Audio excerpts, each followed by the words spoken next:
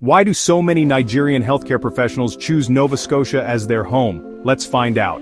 They came from Nigeria with dreams and determination. Today, these healthcare professionals are making huge impact in Nova Scotia's medical community. Their journey to Nova Scotia is nothing short of inspiring. Their empathetic care and tireless dedication bring comfort to countless families. Their story reminds us of the power of compassion and healing. These heroes are not just medical professionals, they are community builders. They bring their rich culture and unwavering spirit to every corner of our province. Thank you, Nigerian healthcare heroes, for your incredible contributions. You've shown us that true heroes wear scrubs, not capes. Stay tuned for more captivating stories on Voices of Nova Scotia. Thanks for joining us, and we look forward to seeing you again. Take care for now. Hello and welcome to another episode of the Voices of Nova Scotia podcast. We're excited to have you here today. Can you introduce yourself?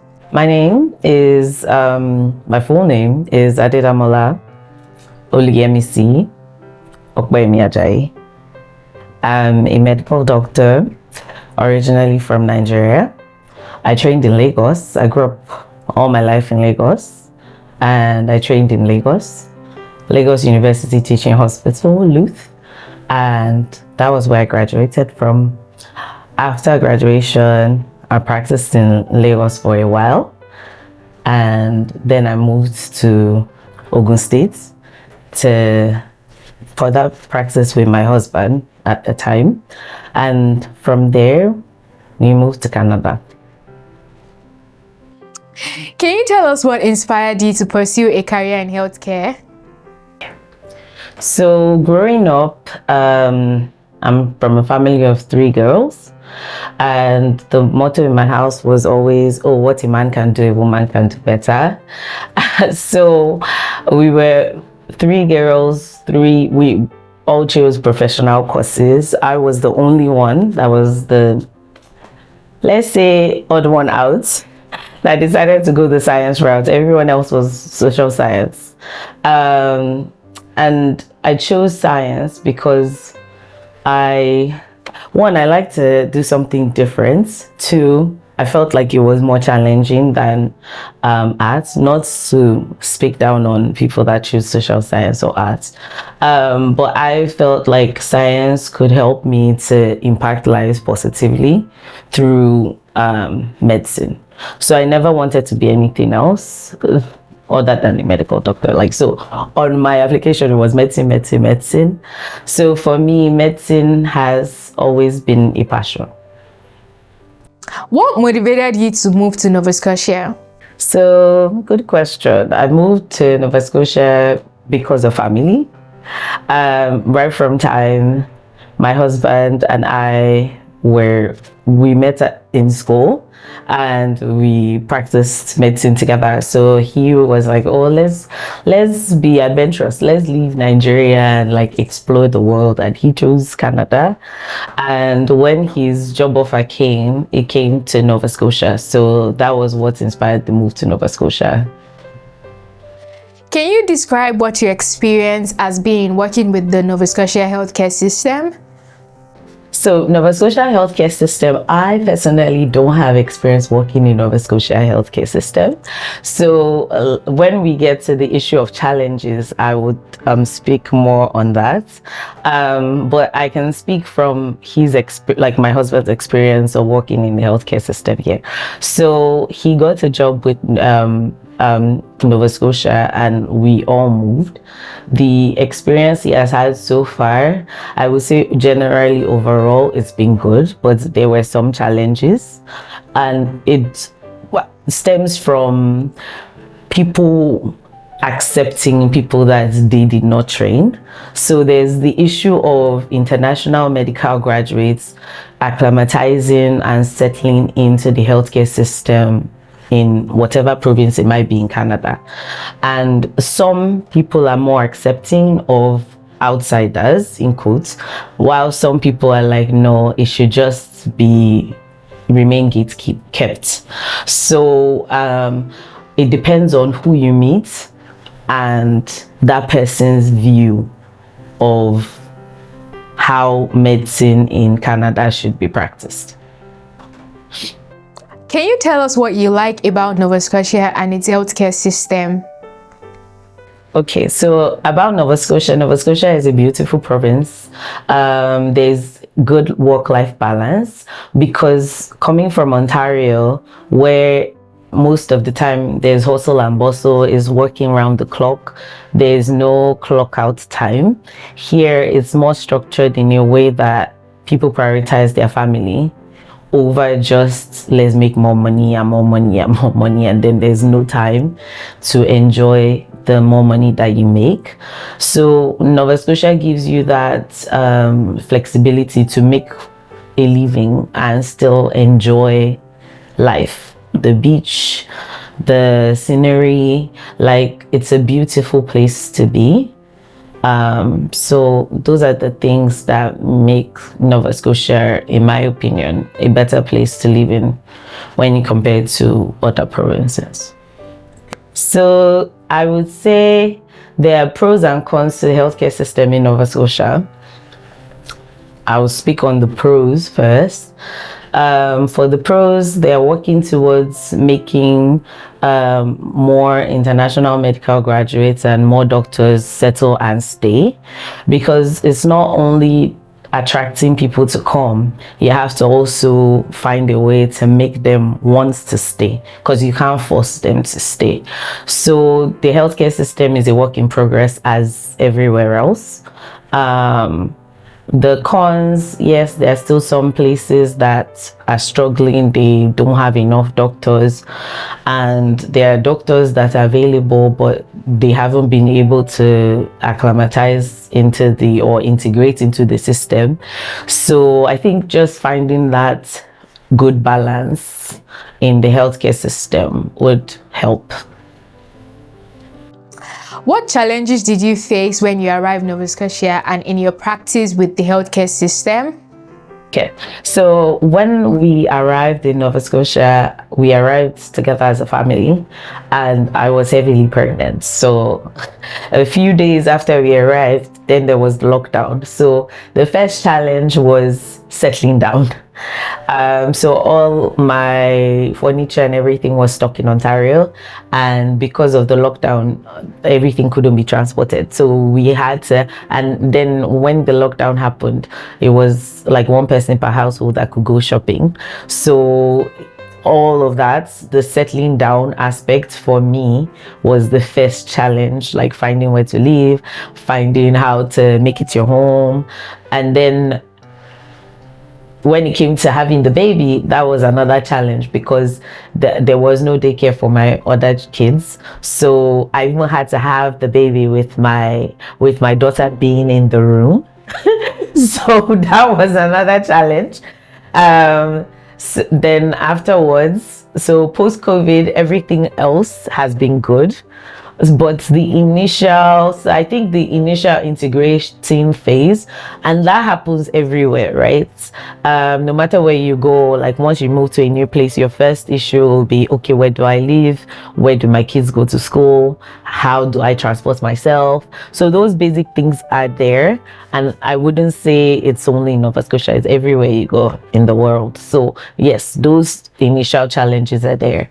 The ones that might be peculiar to Nova Scotia, I don't think they exist because I think as every province is trying to help newcomers settle, Nova Scotia too is making an effort to make newcomers settle. So I think the challenge you face is the same you would face anywhere else. So number one challenge is getting into the healthcare system. So as an IMG, the acceptance level is, I would say, it's not really there. Yes, they're trying to close that gap by making new programs, making new pathways, and trying to encourage people to apply through those pathways. So the first challenge as a medical practitioner from wherever it is you're coming from would be, how do I get in? So which pathway would I apply to, or which pathway am I eligible to apply to? So that's the first challenge. Then after getting in, there are different types of restrictions. So they might tell you you need to be under supervision from a supervisor, and if you're having issues with that supervisor, then that can pose another issue in your pathway. So I know people that have come to this province that have had to leave because they couldn't have that smooth transition, whether it be them finding the pathway they were eligible for, or them getting accepted and then getting rejected, or them struggling with the supervisor issue. So like different people have different experiences, that's what I would say. And the earlier we start looking at how to close those gaps and make people feel more accepted, the more people would come and the more people will stay. That's what I think. And how did you respond to those challenges? Okay, so the challenges I faced when I arrived were challenges that I would have faced anywhere else, in my opinion, because that was due to the COVID pandemic. So that was no fault of anybody's. So basically getting over the culture shock, because wherever you move to, there's a culture there. And even if you're moving inter-province, there's still going to be like a shift in the culture there. So I liked the fact that in Nova Scotia there's the community spirit. Your car could literally break down on the road and someone would say, hey, do you need help? Which I didn't experience in Ontario because everybody was just so busy. Like nobody would even see that your car broke down. Everybody's in a rush, right? So the community spirit is there, and that's a plus for Nova Scotia. And people are friendly and they are warm. They say hello when you say hello. So you don't feel like an outcast or a foreigner, so to speak. And they always want to know, hey, where are you from? So that whole friendliness or warmth is something I find that Nova Scotia has. And it also helps to overcome the culture shock. What can the government of Nova Scotia do to attract and retain more healthcare professionals? So for me, I think the government of Nova Scotia should look inward first. What's working, what needs work. So they need to sit down and have that roundtable discussion and recognize the things that are working and the things that are not working. Find out the reasons why people are coming and leaving. That is spanning from one, accommodation, housing, daycare, healthcare access. Some people don't have family doctors up till now and they've been on the wait list, right? And that's not just in Nova Scotia, that's all around, like it's all over the world. So addressing those issues. And in terms of healthcare professionals, looking at the numbers, like, okay, so our province, how many healthcare professionals do we have? How many are working? How many are struggling to get work?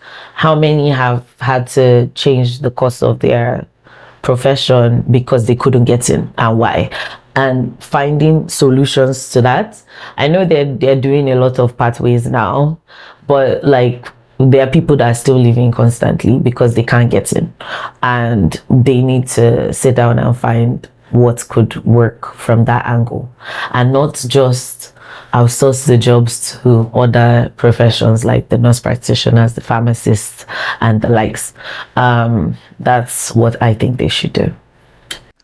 Has the Nigerian community supported you? If so, in what ways have they supported you? Okay, so I'll just fast forward to post-COVID.